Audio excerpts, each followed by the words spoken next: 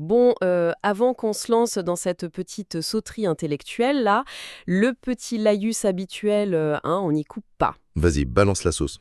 Alors, petit rappel des familles. On fabrique tout ça avec de l'IA, ouais, Oui, et on y met une grosse, grosse louche d'humour. souvent noir comme un café sans sucre et sans lait. Très noir. Exactement. Donc si t'es pas hyper à l'aise avec ça, si ça te hérisse un peu le poil, franchement, Bah tu peux zapper, hein, il y a plein d'autres trucs à écouter. ou alors tu restes, tu tends l'oreille, et qui sait, peut-être que tu vas changer d'avis sur la question de l'IA. On en cause pas mal ici, mais sous un angle... Un peu différent, on va dire. On essaye, quoi. voilà. Et faut aussi préciser un truc important. Ah oui. On jongle avec 4 langues ici, couramment. Ah bon? Lesquels? L'anglais, bon ça c'est classique. Ah, Le français, évidemment. Le second degré, très important le second degré. indispensable même. Et la quatrième langue? Et parfois, quelques allusions qui, disons, faut monter un peu la température ambiante. Ah, cette fameuse quatrième langue. Subtile et évocatrice. C'est ça. Donc, pour faire simple, si t'as pas encore soufflé tes 18 bougies, Si t'as pas fait 18 fois le tour du soleil, comme on dit. voilà, ce qui suit, c'est peut-être pas exactement pour tes chastes oreilles, ok? C'est dit, on est prévenu. C'est dit, et maintenant, attention, roulement de tambour, la méga news. Oula, qu'est-ce qui se passe? Grosse annonce. Saison 2, c'est parti. Là, maintenant. Ah, enfin! Et c'est en français! Non! Sérieux? Oui, carrément, en français. Avoue que je t'ai fait plaisir, hein? Ah mais carrément, ça valait le coup d'attendre un peu alors. Tu m'étonnes. Bon, allez, on arrête de faire monter la pression, on plonge. On plonge direct. Aujourd'hui, on s'attaque à un dossier, comment dire, Épicé? sulfureux. Ouais, un truc assez chambé. On va décortiquer des notes, des bribes d'infos sur une espèce qui fait fantasmer grave dans toute la galaxie. Ah, je vois de qui tu veux parler. Les voluptaria. Bingo. Les fameux voluptaria. Les sirènes sidérales, comme les appelle ce texte. C'est ça. Ça vient d'un truc qui s'appelle, les voluptaria, sirènes sidérales et défis sociétaux. Rien que le titre, déjà, ça pose l'ambiance, non? Ça sent le truc fascinant, mais Mais potentiellement casse-gueule, ouais. carrément. Et ces notes, elles viendraient de qui au fait? Alors là, accroche-toi à ton siège. L'auteur présumé, ce serait un certain Alyosha Barosho-Kolatovski. Pardon? T'as dit quoi là? Barosho? Kolatov. Barosho-Kolatovski. Ouais, t'as bien entendu. Je te jure, c'est écrit noir sur blanc. Ah ouais? Franchement, on sait pas si c'est son vrai blaze ou si c'est une vanne cosmique le truc. Aucune idée, hein. Mais faut avouer qu'un nom comme ça claque, non? Ça pose son bonhomme. C'est clair. Un nom à coucher dehors avec un ticket de retour. Bon, du coup, notre mission, si on l'accepte, Toujours. c'est de comprendre qui sont ces êtres et surtout pourquoi ils foutent un tel boxon dans l'univers bien ordonné du CGU. Ah, le CGU. Le Conseil des gouvernances unies, ou unifiés, on sait jamais trop avec eux. Le genre d'organisation qui kiffe pas trop quand ça dépasse, quoi. L'autorité suprême qui veut que tout file droit. Et le boxon, c'est vraiment pas leur truc. D'ailleurs, baisse un peu la voix. Tu crois qu'ils nous écoutent là maintenant? Chuchote. Mais tout le temps, H24, 7 sur 7. C'est leur passion secrète. Allez, on y va franco. Ok. Alors, ces voluptaris, Hmm. c'est quoi le topo? C'est pas tes voisins de palier relous, ça c'est sûr. Imagine des créatures dont le but principal dans la vie, c'est la séduction. La séduction? Genre juste ça? Et le kiff absolu, le plaisir partagé, la fusion des sens, avec quasiment n'importe qui ou n'importe quelle espèce consentante. Ah ouais, quand même. Des sirènes sidérales, dit le texte. Donc pas un chant qui te rend maboule et te fait écraser ton vaisseau. Non, pas ça. Plutôt une aura, des capacités qui génèrent des sensations pures, tellement intenses que ça te retourne le cerveau et tout le reste. C'est quand même plus classe qu'un vulgaire match sur une vieille appli pourrie, non? Il n'y a pas photo, c'est une autre dimension là.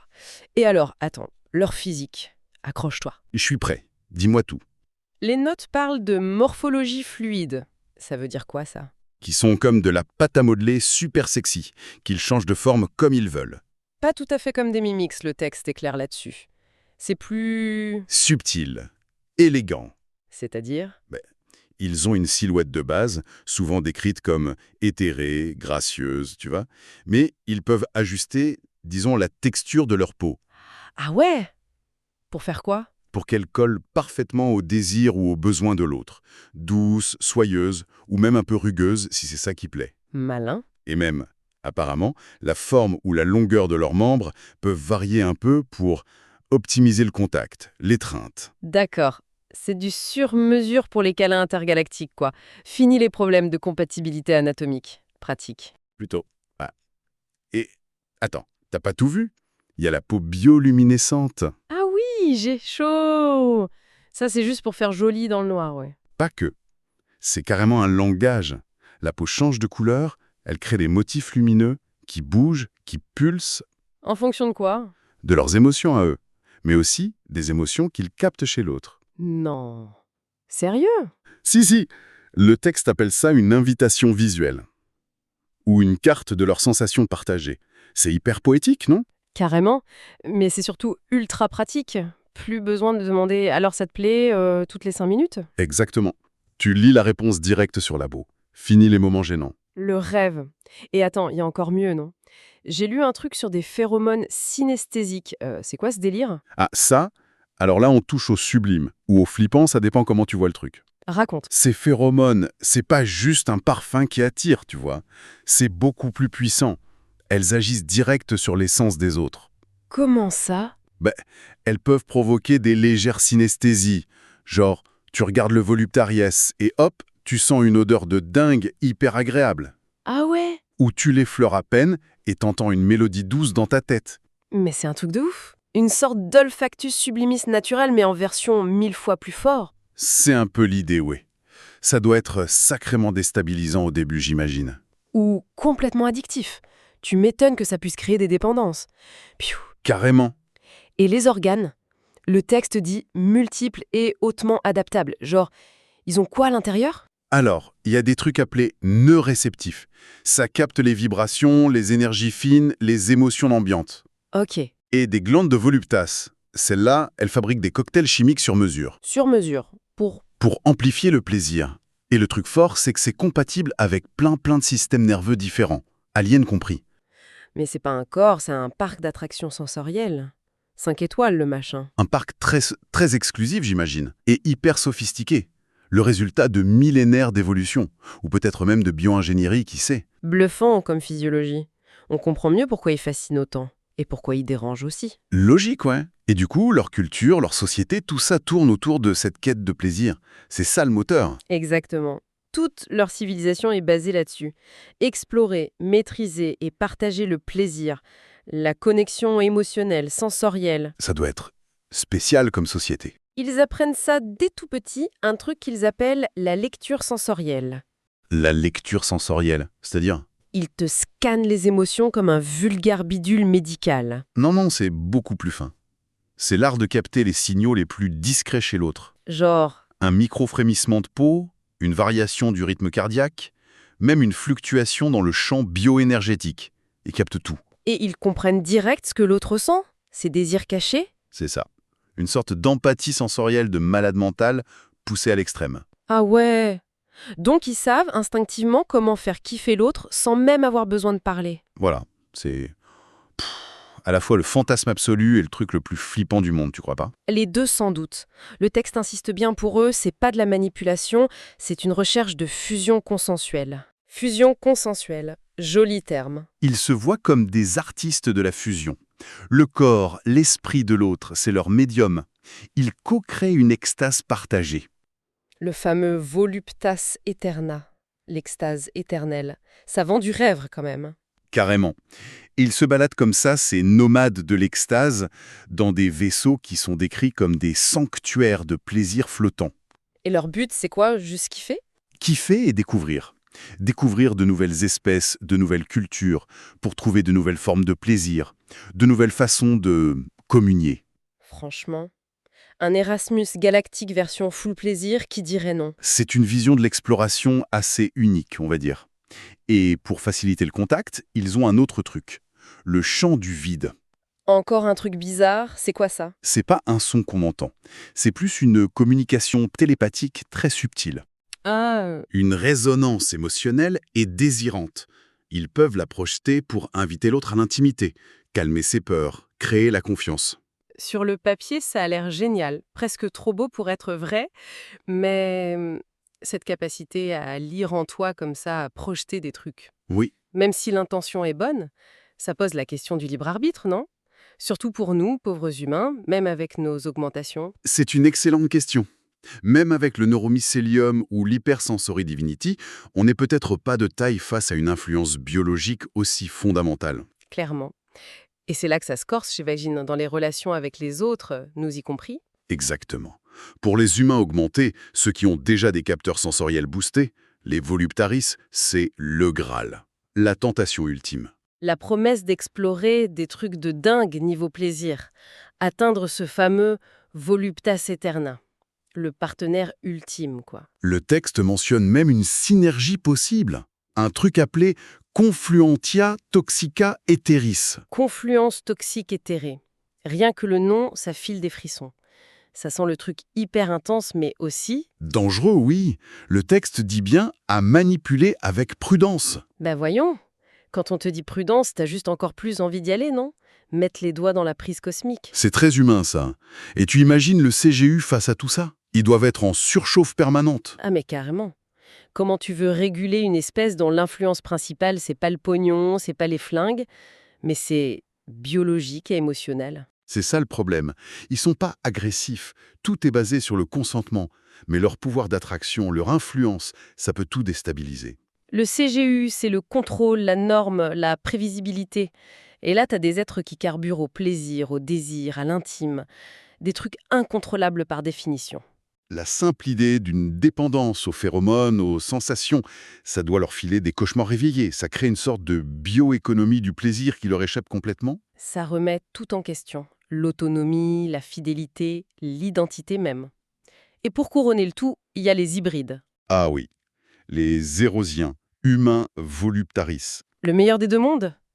Ou le pire cauchemar du CGU? Le texte dit qu'ils ont une beauté dingue. Une bioluminescence discrète mais envoûtante. Et ils émettent des phéromones subtils qui filent la pêche, la confiance, une certaine sageresse. Et ils ont des nœuds synaptiques tissulaires hyper efficaces pour le plaisir et une empathie naturelle. Imagine le potentiel social. Et les emmerdes qui vont avec, forcément. Ça touche direct à la stratification sociale, tout ça. Comment ils s'intègrent, ces êtres-là?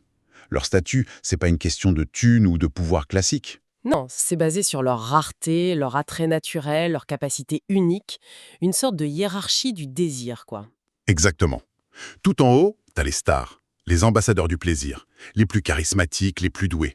Courtisés par l'élite, invités dans les temples sensoriels les plus chics, leur simple présence, c'est un signe de prestige. Des œuvres d'art vivantes presque. Un pouvoir passif assez. Déconcertant, oui.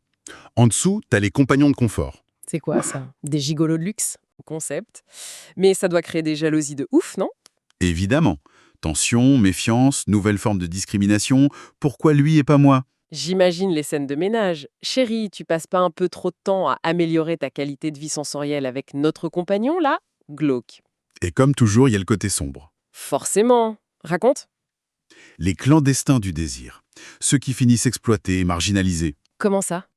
Attirés par de fausses promesses, coincés par la pauvreté et la discrimination, ils se retrouvent dans des réseaux clandestins, dans des zones craignos, genre forêts oubliées ou abysses sensoriels. Et là, leurs capacités sont... Utilisés. Monnayés, souvent de force, sans aucun respect pour le consentement, qui est pourtant central chez eux, le texte parle même de trafiquants qui essayent de choper leurs phéromones, leurs organes. Ouais. Pause. Ça fout les jetons.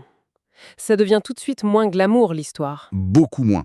Et ça, c'est un des gros défis pour le CGU, évidemment. Sans parler de chuchote très bas. Certaines divisions moins officielles, comme la division d'Arc Umbra. Chuchote aussi. Chut. Oui, on dit qu'ils sont très intéressés par le potentiel de contrôle lié à ces capacités. Mieux vaut pas trop en parler. Ouais, t'as raison. On sait jamais qui écoute. Et ce qu'ils font avec l'info. Revenons au problème officiel. Ok. Donc, réguler le plaisir et le consentement avec eux, mission quasi impossible pour le CGU. Juridique, éthique, insoluble. Et l'impact sur les relations classiques? La fidélité, déjà bien secouée, elle explose. Imagine ton ou ta partenaire qui atteint des sommets de plaisir avec un voluptarisme que tu peux même pas imaginer lui offrir. Bonjour l'angoisse. La jalousie d'augmentation version XXL. Les contrats de couple doivent faire 500 pages. Minimum. Et les hybrides, les érosiens, encore un sac de nœuds. Cadeau pour l'humanité ou menace pour le libre arbitre? Faut-il désactiver leurs phéromones en public? Le CGU doit avoir des migraines carabinées rien qu'à y penser. Et pendant qu'ils se prennent la tête, t'as les réacs, les traditionalistes qui hurlent à la dégénérescence à la fin de la pureté de l'espèce. Les voluptarias et les érosiens deviennent les boucs émissaires parfaits pour toutes les angoisses sociales. Pain béni pour les populistes. Et pour finir, les cultes de voluptariais. Des gens qui deviennent accros à l'extase et se mettent à vénérer un voluptariais. Risque de manipulation sectaire puissance 1000. Surtout si le voluptariat en question n'a pas les mêmes principes éthiques. Pfiou! Bon, en gros, si on résume. Ces voluptariais, c'est comme un miroir géant. Un miroir tendu à toute la société augmentée, ouais. Ça révèle tous les désirs cachés, toutes les failles, toute la complexité de notre bordel ambiant. C'est exactement ça. Un catalyseur de plaisir, mais aussi de tension de dingue. Bien plus que de simples aliens canons. On a brassé pas mal de trucs là. Fascination, désir, peur de la dépendance, casse-tête pour le CGU, ils cochent toutes les cases. Des êtres complexes qui nous renvoient à nos propres limites, à nos aspirations les plus... Intime, et parfois les moins avouables. carrément. Et ça laisse une question en suspens, non? Une question qui gratte un peu. Laquelle? Face à une telle capacité à lire et à stimuler le désir, à quel point notre consentement peut être vraiment éclairé? Bonne question. Où commence et où finit notre propre volonté quand le plaisir ultime nous tend les bras? Ou les phéromones? De quoi gamberger jusqu'à la prochaine fois. Si le CGU nous laisse continuer à causer de trucs pareils. On croise les doigts. Et les phéromones?